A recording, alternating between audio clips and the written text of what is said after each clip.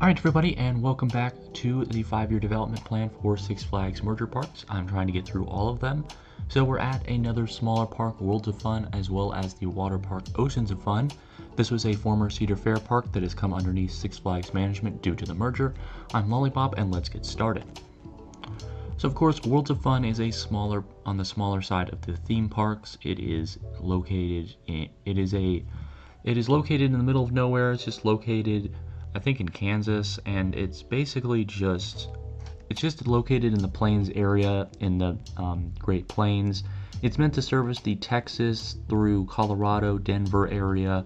And it's a world park, so it's similar to Busch Gardens Williamsburg, where Williamsburg is it's split up into different areas representing countries of Europe. Just like Busch Gardens Africa, which is also split up into representing the different parts of Africa. Worlds of Fun is basically set up into different parts of the world. So it basically has an African section, European section, American section. So the American section, as you can see, has this inverted coaster called Patriot. That's the American section. You see Mamba over there. The Mamba is the hyper coaster. It's in the South American section. You have Zambezi Zinger located in the African section. You have Oceans of Fun, which is split up into Pacific, Arctic, Indian, and Atlantic. You have the Sea area, which is, I believe this is also in the American area. And then the entrance is basically just the generic section. So there's a European section, there's an African section, there's an American section, there's a South American section, and there is an Australian little outpost as well. So Worlds of Fun, as you can see, is basically split up into these areas. You have America over here, you have the Sky Wheel, you have Spinning Dragons in the Asian area. So you have Asian area right here, you have a European area right here, Scandinavia.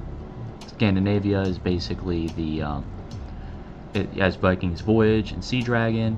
And then you also have Americana over here with Patriot. Then you have, so you've got Timberwolf as well. Oceans of Fun main entrance. I'm trying to see, there's Planet Snoopy right here, which of course is just the kids area. And then you have Africa over here with Zambezi Zinger, Boomerang, and Prowler.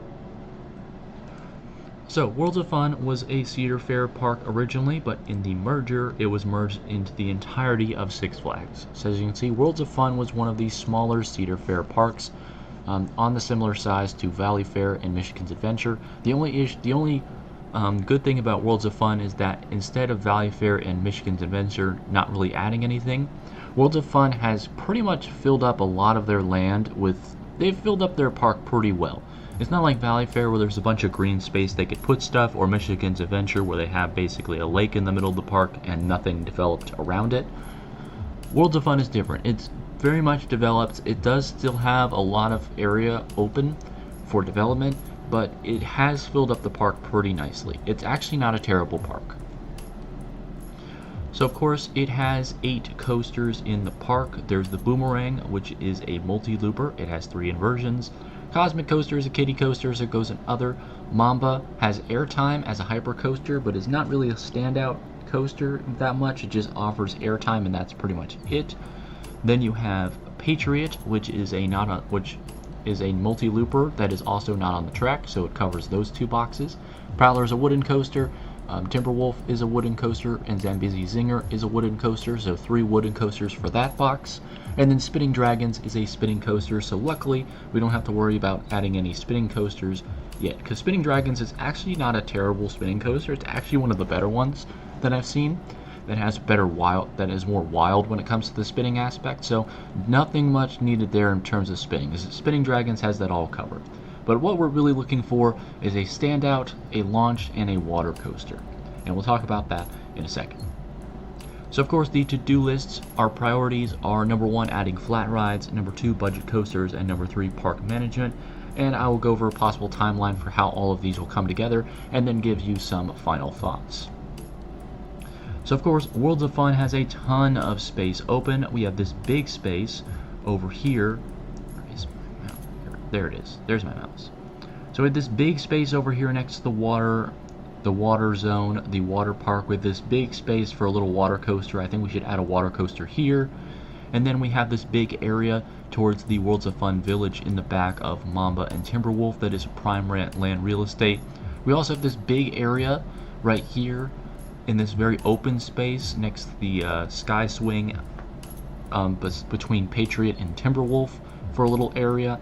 And then we have this big area down here, which we can build over the train tracks because, as you know, some coasters we can just add tunnels so that we can still build a coaster on the train tracks. And we have these 2 useless pavilions which aren't really used for anything. So we have 4 big areas of development possibility for adding new coasters.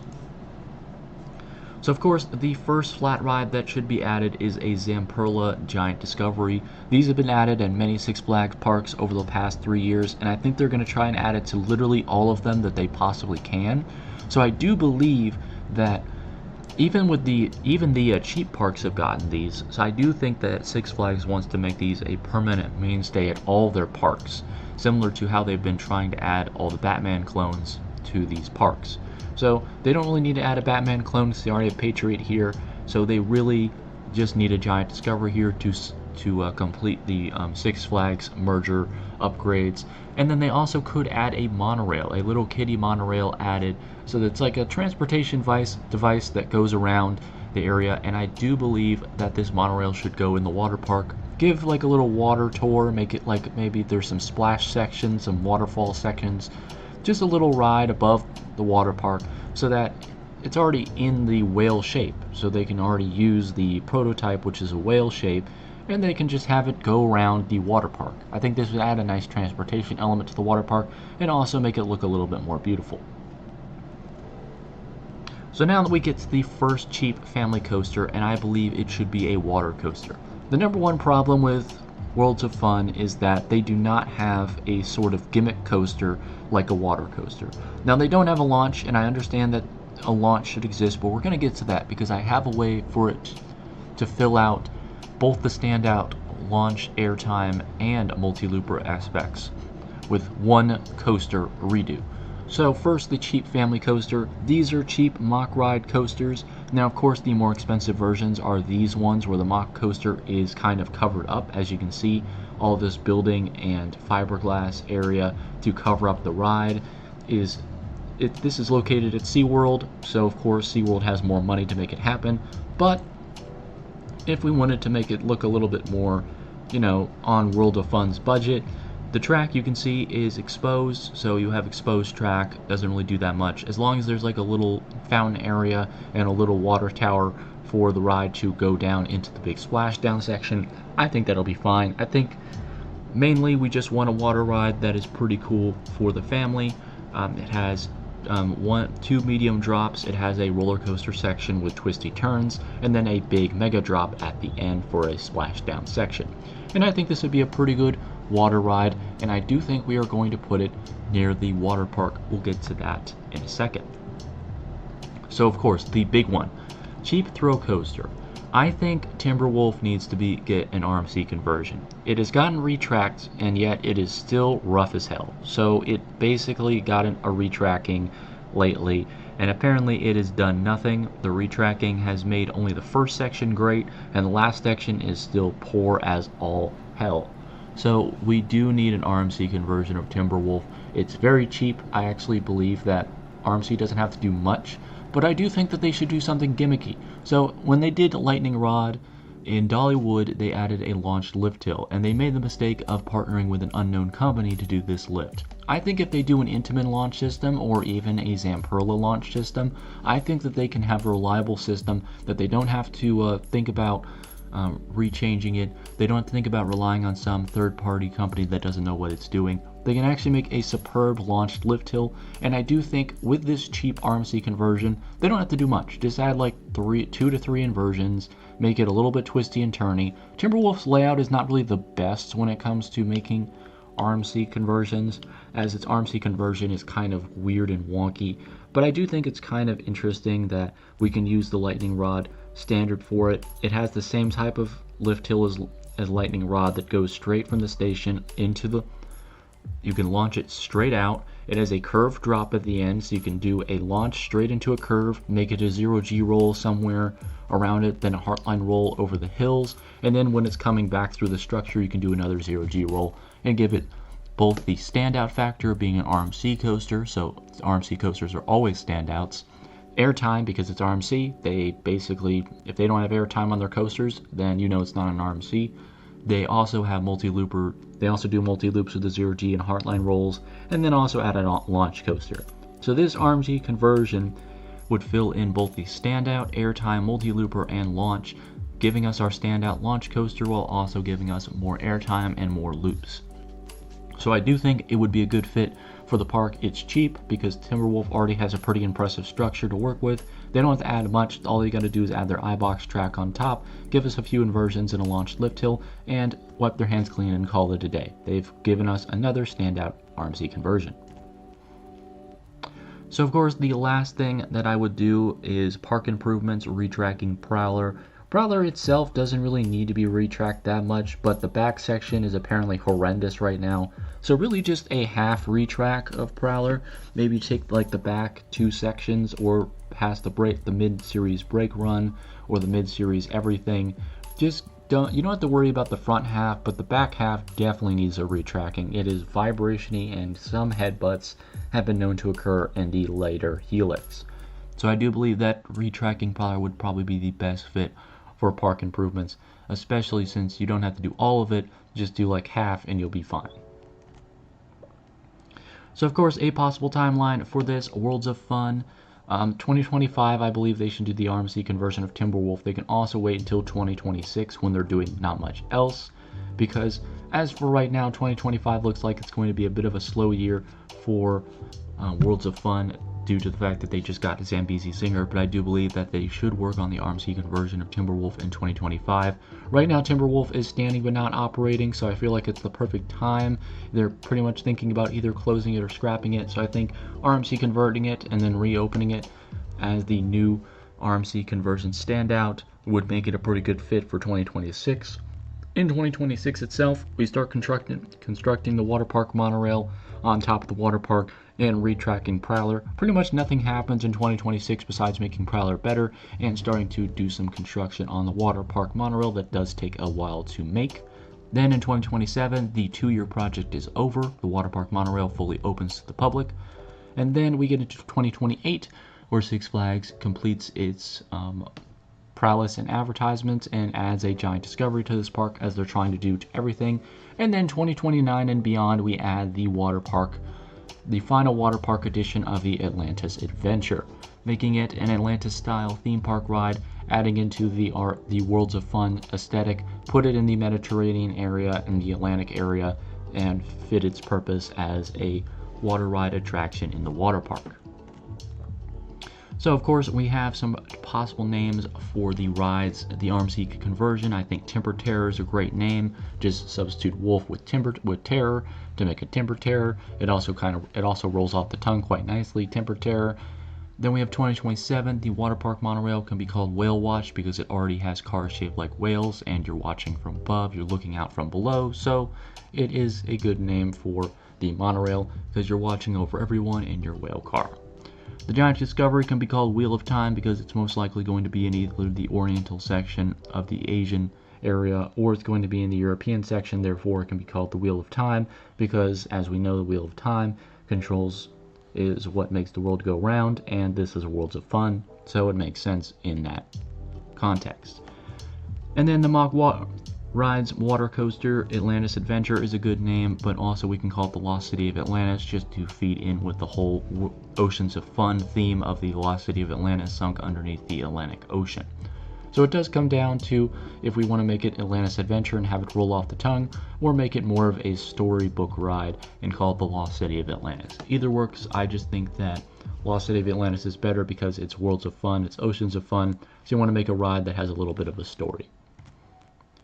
So of course, we're going to be talking about where we're going to put these. First of all, Timber Terror is the RMC conversion of Timberwolf, so it will be going on the Timberwolf framing right here. As you can see, what I was talking about, we can have the launch right here, curve drop into a little area right here, turn around. Maybe we can make an inverted Cobra roll like on Six Flags Over George's Twisted Cyclone. Then we can get over here, Zero G roll, then some Airtime Hills, turn around, and then another Zero G roll as it goes back into the structure right here. Goes around Airtime Hills, Helix with a wave term in the possibilities before turning back into the station. So of course, RMC Timberwolf will go right here. Next on the list is of course the Whale Watch monorail, which we build on top of the theme park. As you can see the slide complex, the mini slide complex, the wave pool, the diving slide complex, and of course the Hurricane Falls area and Caribbean Cooler area, which is a little kiddie area. So we have the kiddie area with the main slide tower, the wave pool, the falls rides, the twisted slides, and of course the Caribbean Cooler drop slide. And then of course Wheel of Time can be located anywhere, but I do believe since this is the entrance of the park, it is really nice that we can have the giant new toy that Six Flags will be adding to the park right at the park entrance, so that people when they're walking in can see that yes, this is a Six Flags park, and yes, they have an extreme thrill ride that will suit your urges. And then finally, to complete the coaster catalog, we have the water coaster going in the big open section where the water park could either be expanded or given new slides. As you can see, it goes quite nicely with the the Buccaneer Bay area, so it does feed into the lake, the man-made lake that's already here, which is perfect.